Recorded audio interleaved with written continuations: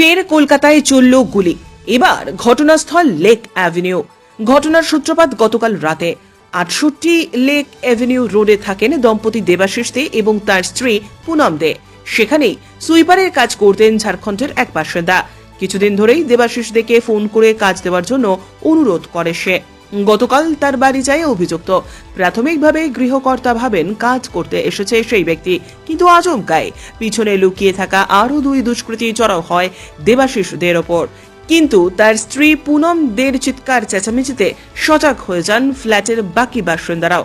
বেগতিক বুঝে পালানোর চেষ্টা করে তিন দুষ্কৃতী। ঠিক সেই সময় এক দুষ্কৃতী শূন্যে এক রাউন্ড গুলি ছোড়ে। খবর পেয়ে ঘটনাস্থলে আসে টালিগঞ্জ থানার পুলিশ। রাতেই ঘটনাস্থলে আসেন লালবাজারের গুন্ডা দমন শাখা এবং গোয়েন্দা বিভাগ। তিনজনকেই গ্রেপ্তার করা সম্ভব হয়েছে। ধৃতরা তিনজনই ঝাড়খণ্ডের বাসিন্দা বলে সূত্রের খবর। ব্যুরো রিপোর্ট, উত্তরের প্রহরী।